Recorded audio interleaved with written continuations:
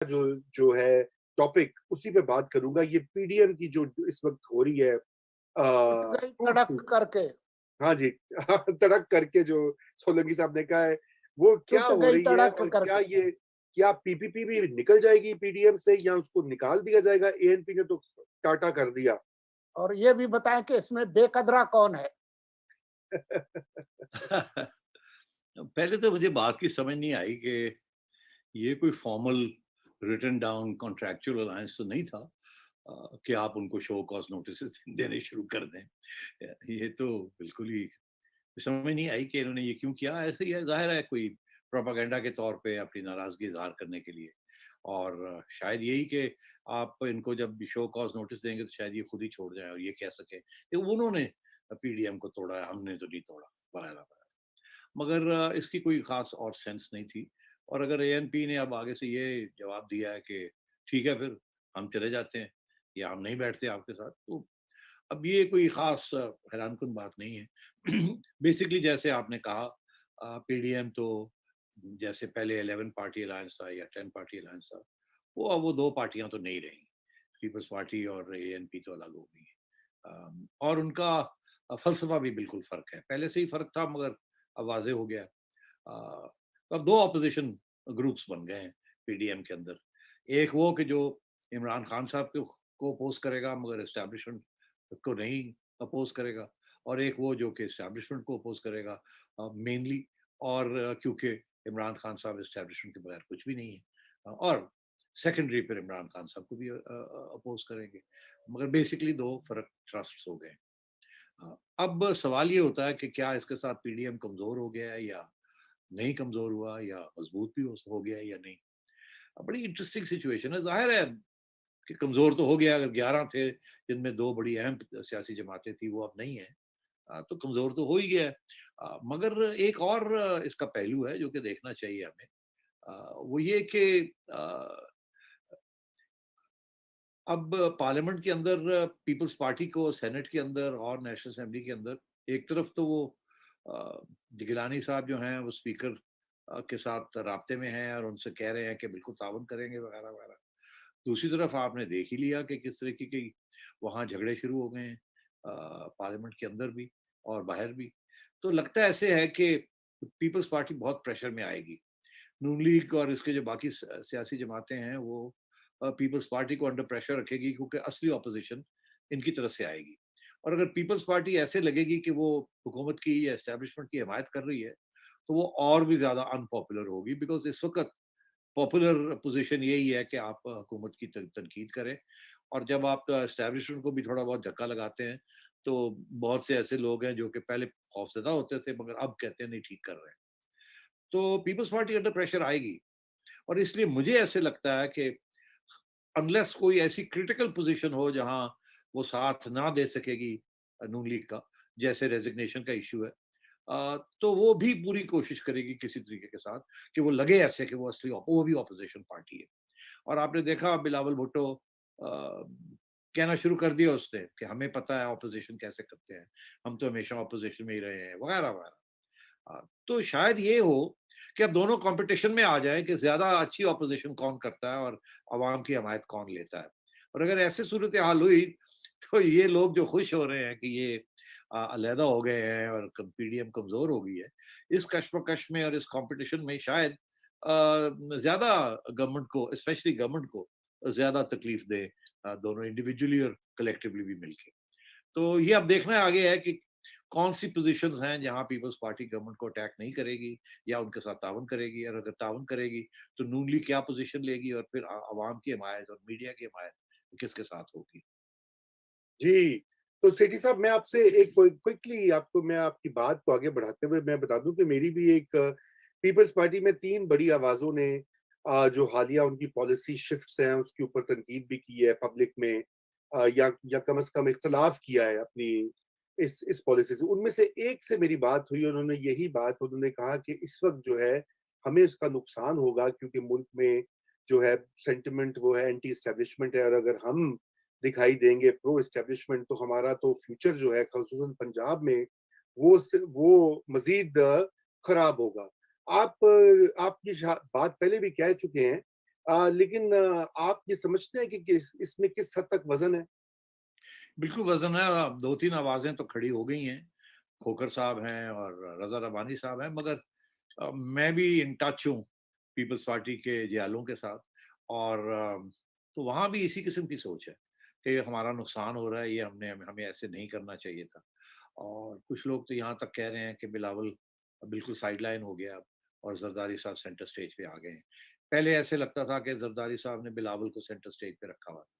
अब ऐसे लगता है कि बिलावल जो है वो साइडलाइन हो गया और ज़रदारी साहब मतलब ये भरपूर तरीके से पीपल्स पार्टी की जो नई पॉलिसी है, प्रो एस्टैब्लिशमेंट पॉलिसी है और एंटी नून लीग पॉलिसी है, उसको गाइड कर रहे हैं। और मैं समझता हूँ इसमें शर्मिंदगी भी है भाई बिलावल की, क्योंकि जो कॉन्टैक्ट्स एस्टैब्लिश हुए थे पहले बिटवीन बिलावल और मरियम, और हर जगह पे बिलावल ही होता था, वो अब बड़ी वहाँ तो अब ज़ाहिर है टेंशन होगी और अब तो खैर वो अलग-अलग हो जाएँगे। तो इसलिए ये बात आप सही कह रहे हैं, मेरी भी सोर्सेज़ यही कह रही हैं कि पीपल्स पार्टी के अंदर दबी हुई आवाज़ें हैं, क्योंकि ज़रदारी साहब के खिलाफ खड़ा होना कोई आसान नहीं है। पुराने लोग हैं ये, जो कि खड़े रहते हैं उनके साथ। अब बहुत से ऐसे लोग हैं, मुझे पता है खुश नहीं हैं, मगर क्या करें और कहाँ जाएँगे वो? नून लीग में तो जा नहीं सकते, वो तो आइडियोलॉजिकल प्रॉब्लम्स हैं। और ज़रदारी साहब की इस पोज़ीशन के साथ, जो कि इतनी क्लोज़ली अलाइड हो गई है एस्टेब्लिशमेंट के साथ, अ, जी। ये बड़े एंटी एस्टेब्लिशमेंट लोग हैं। तो ये अब कैसे ये आगे जाएँगे, कहाँ तनकीद होगी, नहीं होगी, ये तो अंदर गड़बड़ तो है, इसमें तो कोई शक ही नहीं है। तो सेठी साहब एक क्विक क्विक एक मैं इसी से आपकी बात से मेरा एक सवाल भी कम कमेंट है और वो ये है कि ये बात तो ज़रदारी साहब को भी पता है, वो मतलब वो भी बड़े सियासत के माहिर हैं, दांव-पेच के। He knows the chess board.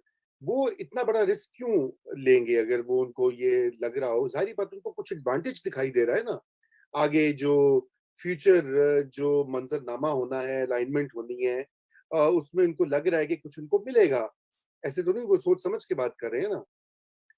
आप सही कह रहे हैं, उन्होंने अपने ऑप्शंस जो हैं क्लोज़ नहीं किए। नून लीग ने तो अपने ऑप्शंस क्लोज़ कर दिए ना, मगर ज़रदारी साहब ने अपने ऑप्शंस ओपन रखे हुए हैं। ओपन से मुराद ये है कि एक तरफ वो एस्टैब्लिशमेंट को बिल्कुल नाराज़ नहीं कर रहे, दूसरी तरफ वो इमरान खान का पूरा साथ नहीं देंगे, तीसरी तरफ वो नून लीग के करीब भी रहेंगे और नहीं भी करीब रहेंगे, किसी इश्यूज़ के ऊपर सपोर्ट करेंगे, किसी को नहीं करेंगे।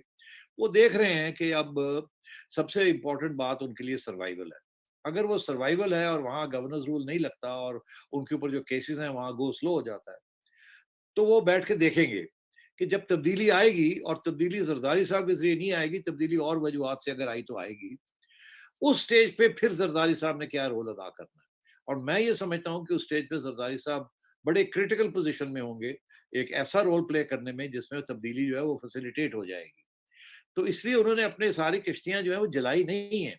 वो एक्चुअली एक ऐसी जगह पे आके खड़े हो गए हैं, जहाँ से इधर जाना चाहें तो इधर चले जाएँ, इधर जाना चाहें तो इधर चले जाएँ। और आप बिल्कुल सही कह रहे हैं, वो बड़े मंजे हुए खिलाड़ी हैं।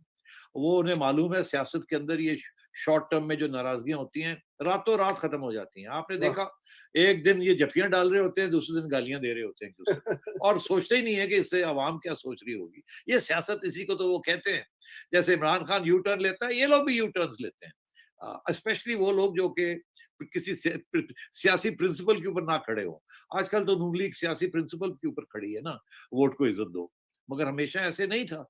और आगे जाके हमने देखना है कि क्या होगा या क्या नहीं होगा। अभी तो बहुत सी डेवलपमेंट्स होने वाली हैं।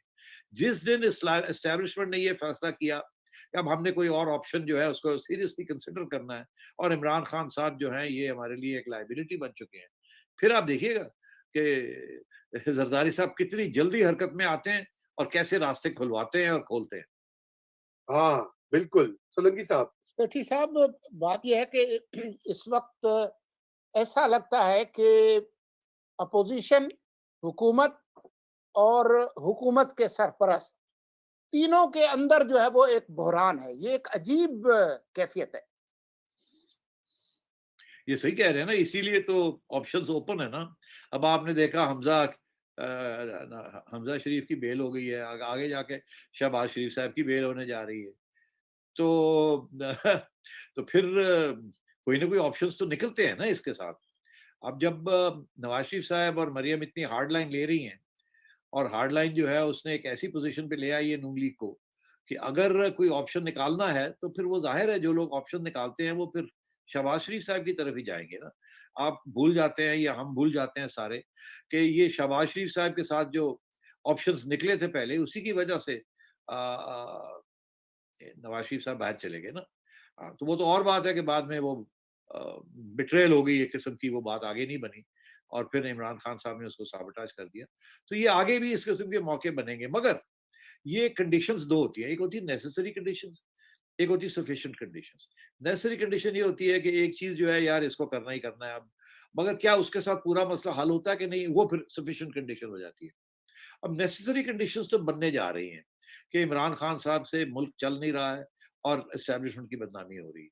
तो फिर अब आगे क्या करना है, किस तरीके से ये रास्ते निकालने हैं? तो वो अब आप देखते चलिए। अभी आगे अब बजट आना है, फिर ये नून लीग ने कुछ फैसले करने हैं कि जी रिजाइन करना है नहीं करना, लॉन्ग मार्च करनी है नहीं करनी है, कैसे ये करनी है, किस स्टेज पे ये करनी है। अ, इस किस्म की चीजें अब चलने लगी हैं। अब आप देखिएगा ना, ये रमजान के बाद फिर एक्टिविटी शुरू हो जाएगी। और जैसे एक्टिविटी शुरू होगी और आप देखिएगा ऑप्शंस डिस्कशन शुरू हो जाएंगे।